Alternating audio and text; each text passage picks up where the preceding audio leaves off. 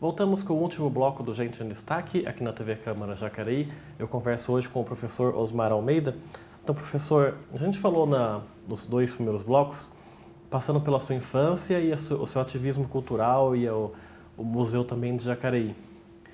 Tem como fazer uma ligação, né, da sua infância lá com os jornais, com o rádio, seu gosto por escutar os programas, a parte cultural, com esse seu envolvimento? Eu acredito que uma coisa tenha levado a outra, né? Uma coisa é consequência da outra. Sim. Queria que você fizesse unisse essas duas pontas aí. Eu acho que é interessante essa pergunta, que na verdade, eu acho que o conhecimento que eu comecei a ter na infância, do mundo que me cercava, ainda que o local, mas também o internacional, da medida do possível que a gente sabia. Isso me levou a uma grande desejo, uma curiosidade de conhecer o mundo. Então, quando a gente, no caso do museu, quando nós propusemos que fosse um museu regional e não um museu de Jacareí especificamente, porque na época houveram pessoas que nos criticaram, disseram: por que não museu de Jacareí? Por que museu da região? Por que sabe, tipo como se fosse um bairrismo, uma coisa, só Jacareí é importante? Não, mas nós vivemos no contexto da região, então interessava, por exemplo, para nós interessava saber quem foram os que vieram antes de nós, quem eram os indígenas que habitavam aqui, como é que foi essa ocupação da região do Vale, como é que aconteceu isso, entendeu? E por que aconteceu isso? Aí eu lembro que nós colocamos que, até foi eu que escrevi isso no propósito do museu, que o Museu de Antropologia do Vale seria um espelho onde o homem vale-paraibano possa ver, refletir e posicionar sobre o futuro. Então essa era uma máxima que o museu teria como um método para fazer. Porque nós queremos saber quem é esse homem que habitou aqui antes, qual a influência negra, a influência indígena, a influência do imigrante, tudo isso. Quer dizer, acho que esse conhecimento que eu adquiri da infância, depois na adolescência, veio vindo, colaborou para essa visão de mundo, para criar esse museu depois. Eu queria que você falasse também alguns nomes de algumas pessoas que nesse fim dos anos 70, começo dos 80, ajudaram também a colaborar na fundação desse Museu do Vale do Paraíba. Além do seu nome, quem mais estava ali permeando essas discussões, estudando ali para ver se o museu era viável ou não? Sim, é interessante, né? Essas pessoas, bom, eram amigos, nós éramos todos amigos, né? A professora Maria Lúcia Santana, a primeira reunião foi feita na casa dela, foi no dia 26 de fevereiro de 77, um sábado, 6 horas da tarde, eu lembro até o dia, quando o museu começou a surgir a ideia. E essa primeira reunião nós fizemos, então estávamos na casa da Maria Lúcia, estava eu, a Maria Lúcia Santana, o Fernando Moreira, irmão da família Moreira, o Cássio Moreira, do Técio Moreira, primo dele, né? Fernando Moreira, um outro amigo chamado Odair também, uma advogada, Maria Honória, que era do pessoal do Hotel Máximo, e uma amiga que era não de Jacareí, mas que morava aqui e que eu a convidei a participar do grupo também, Silvia, que hoje mora em Juiz de Fora. Então foi um grupo inicial que a EBSPER também, o primeiro grupo que nós participamos um grupo inicial mesmo, em fevereiro de 77. E essa ideia de fazer esse Museu do Vale, vocês do grupo de estudos se espelharam em algum outro museu do país ou o desejo era criar um museu próprio, com ideias mais originais? Olha, na verdade foi o seguinte, até isso que eu trouxe para o grupo, uma contribuição minha. Eu havia estado no Museu de Arqueologia e Tecnologia da USP, e eu sempre gostei muito de arqueologia. Então, vendo aquele museu, então eu perguntei ao pessoal, porque eu sabia que haviam escavações arqueológicas no Vale em Aparecida, mas devia haver outros lugares também, não sabia nada de Jacareí, nem não tinha ideia que havia isso aqui também. Mas aí, por que não fazer um museu que conta a história do indígena, que conta a parte de arqueologia? Aí o pessoal, o grupo achou interessante essa ideia. Então, aí começou a ideia a extrapolar para não ser um museu de Jacareí, mas ser um museu regional, que abrisse um caminho para poder descobrir mais coisas, não apenas da cidade, entendeu? Aí o pessoal, quando depois conversando com essa museóloga de São Paulo, que ela abriu os caminhos. Aí eu fui falar, eu morava em São Paulo nessa época, com o professor Upiano Bezerra de Menezes, que era diretor do MAI, do Museu de Arqueologia da USP. Daí foi abrindo o caminho para a gente poder estruturar o que seria esse museu regional. Aí a gente eu pulo uma parte para a gente falar de dois casos, dois acontecimentos semelhantes, mas com destinos diferentes, que foram os incêndios no Museu do Rio, algum tempo atrás, e no Museu da França também, mais recentemente. Da Catedral, né? Isso, e na Catedral, né? E os assuntos são tratados distintamente entre um país e outro. Você vê que no Museu da França, vários países se propuseram a a doar financeiramente, 1 bilhão de euros. E aqui no Brasil você demora porque tem muita burocracia e ninguém quer doar porque não acredita na parte política da coisa, aí não tem confiança. Como é que o senhor viu esses dois acontecimentos? Você que é um apreciador de museu, que ajudou a fundar aqui o nosso MAVE, como é que você assistiu essas duas destruições aí? Então, interessante. Da França, bom, primeiro, como eu lhe disse, né, a França tem um grande senso de pertencimento, de identidade deles, né? Que a França, até mesmo se você falar inglês, por exemplo, lá com eles não gostam, eles gostam de falar de francês, né? Então, eu tive sorte que lá também eu falei francês com eles. Então, quer dizer, eles não gostam de falar outra língua, eles têm um senso de identidade muito grande. E também o mundo, por exemplo, no caso da contribuição, Notre Dame eu conheci lá antes do incêndio, também é um lugar realmente fantástico. Eu até assisti um concerto de órgão naquela igreja lá. E é um lugar muito bonito e que o mundo inteiro tem uma coisa curiosa. O brasileiro admira o que tem lá fora, mas aqui ele acha que é bobagem, certo? Então ele vai lá, que linda a Catedral Notre Dame, palácio disso, daquilo, mas aqui não dá valor. Então eu acho que essa questão do senso de não pertencimento que o brasileiro tem com as coisas dele. E que o Museu Nacional pegou fogo, e tanto faz. O pessoal, e daí? O que você quer que eu faça? Já teve gente que falou isso, né? Fazer o quê? Pegou fogo, não tem o que fazer. Então as pessoas não ligam muito para isso. Então, acho que a questão, para mim, está nisso, no senso de pertencimento que o brasileiro não tem. Sabe? Ele acha que isso é bobagem, gastar dinheiro com cultura.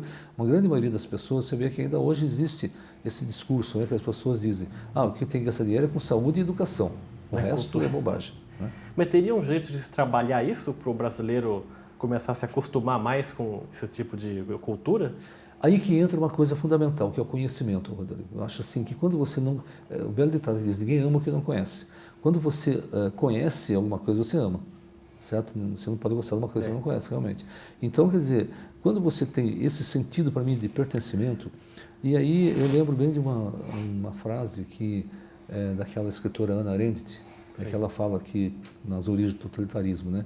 Que quando o desenraizamento cultural é um grande fator, abertura para o totalitarismo. Quando se fala totalitarismo, não vejo no sentido político apenas, no sentido de tudo, totalitarismo de costumes, sei lá do que for. Quer dizer, quando você tem um desenraizamento cultural, então qualquer coisa que venha supera aquilo. Né? As pessoas não têm senso de nada, concorda comigo? Né? Então o que vale é outro valor de fora, as pessoas não têm... Acho que isso é uma coisa extremamente válida, é uma coisa de profunda reflexão, você não acha? Desse desenraizamento cultural. É um assunto que devia ser mais debatido, né? Para mim, a causa do problema está nisso aí, que o brasileiro ele está desenraizado da questão da identidade nacional. Para que isso? Então, uma necessidade de... E uma coisa interessante, quando eu falo da identidade, eu não estou, evidentemente, no caso do nosso museu. Muita gente até pensa o contrário, que a gente quis fazer o museu para glorificar um determinado passado, uma determinada sociedade. Nada disso, pelo contrário. O museu, eu lembro que quando nós o criamos, houve um historiador de São Paulo, na época ele era diretor do MIS, Museu da Imagem do Som, Hernando Silva Bruno. Ele disse no jornal da Tarde, e falou, essa reportagem eu posso mostrar uma hora, ele dizendo que Jacareí estava construindo um museu que ia contar a história da pior sociedade. Ele colocou pior sociedade entre aspas, né? Porque contar a história do homem, da região. E aí, pessoas aqui de Jacareí na época, eu lembro que jornais da época, uma pessoa que disse que, ao prefeito, né, o BSL na época, que ele estava cercado de comunistas, que nós queríamos contar a história da pior sociedade, denegrindo as famílias de Jacareí. Não é nada disso, a gente queria contar a história da sociedade, a visão da sociomuseologia que tem hoje. Não é um museu contando a história dos grandes homens, mas a história do homem em geral. Essa é a ideia. E persiste ainda hoje que o museu, felizmente, segue isso, voltou a essa mesma ideia. Eu queria voltar a um assunto do primeiro bloco, que você falou muito sobre os seus pais que eram muito religiosos, né? Sim. E te deram uma educação religiosa, você foi coroinha quando foi criança. E alguns anos atrás você participou de um programa aqui da TV Câmara, que foi o Colaboração, falando sobre fé. E você hoje é ateu, né? Sim. Como é que foi essa transição da religiosidade dos seus pais até essa formação sua de hoje? É interessante, esse processo se deu quando eu comecei a estudar filosofia. Sabe, eu acho assim que a filosofia foi um grande indutor para mim para levar a esse pensamento, sabe, que de não ter mais fé numa determinada religião. Entende? Acho que estudar filosofia, desde que nós começamos, desde os gregos, os pré-socráticos, até chegar os modernos, e na época eu estudei filosofia até escolástica, né? Santo Agostinho, Tomás de Aquino, tudo isso aí eu estudei. Então, quer dizer, o conhecimento da religião até, digamos falando, da Suma Teológica, né? A Cidade de Deus, do Agostinho, todos eles eu estudei, tudo isso aí. E mesmo assim, foi interessante, passando por outros filósofos, aí eu cheguei à conclusão que não havia necessidade de ter fé. E também no Brasil é um dado curioso que a população tem um certo preconceito com as pessoas que não têm crença nenhuma, né? Sim. Se você fala que você é ateu, as pessoas assim, nossa, mas como pode? Acontece isso quando você divulga isso para alguém ou alguém sabe disso da sua parte, não? Sim, é interessante que outro dia eu encontrei na feira com uma pessoa que apresentou a filha e essa pessoa é muito religiosa. E ela disse, olha, eu lembro até hoje uma aula que você deu, que eu era sua aluna, você deu sobre Deus que até hoje não me esqueço. E daí eu não disse nada a ela, de hoje que eu não ia discutir isso na feira, né, com a pessoa. Ah, é verdade, eu falei, dei essa aula. Quer dizer, não sei como que ela achou que foi uma aula maravilhosa e tal, mas eu nem me lembro que aula que foi essa, né? Mas assim, também nem interessava discutir com ela nesse momento. Mas na verdade é que as pessoas acham que você não ter religião, por exemplo, ser ateu, você é do mal. Você é uma pessoa que não tem... mas como que você não acredita? Você não, mas por que eu tenho que acreditar? Sabe? Quer dizer, então temos várias razões, fundamentos que a gente pode ter uma discussão específica sobre isso, o porquê, né? Mas, na verdade, eu me sinto muito bem assim. Eu acho que respeito, evidentemente, quem tem religião, seja lá qual for, certo? E acho que, mas me sinto bem com a não crença. Acho muito bem. E para a gente encerrar essa nossa entrevista, do que você sente hoje mais saudade na sua vida? O que sente mais saudade? Olha, na verdade, eu acho assim que é uma coisa interessante. Chegando, quando as pessoas falam, né, com 70 anos, como que você se sente? Você tem saudade de coisas que passaram? Talvez o que eu posso dizer é a tranquilidade que a vida tinha, sabe, antigamente, que a gente era mais... hoje nós somos assim, o dia a dia é tão corrido, como as pessoas dizem que o tempo passa depressa. O tempo é igual, sempre foi. É que a gente é muito ocupado, né, tem muita coisa que fazer. Talvez... o que eu acho que, se é que pode falar que sente saudade, que em inglês de falar em miss, né, que a gente sente realmente falta, é a tranquilidade de poder viver, sabe, sem preocupar sem grandes preocupações de você ter que conseguir isso ou aquilo, entendeu? Aliás, eu acho que de uma certa maneira na minha vida eu tenho sempre vivido assim, sem essa preocupação de querer ser ou ter alguma coisa, aliás, de ter alguma coisa. Eu acho que a minha preocupação maior é sempre de ser e não de ter.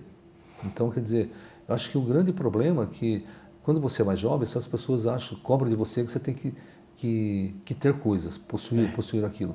Hoje eu digo que eu não tenho nada. Até outro dia, eu mostrando para um aluno da ópera Porgy and Bess, sabe aquela, do Gershwin, né? Uma música que o cara fala, have plenty of nothing, and nothing is plenty for me. Quer dizer, eu não tenho nada e nada é muito para mim.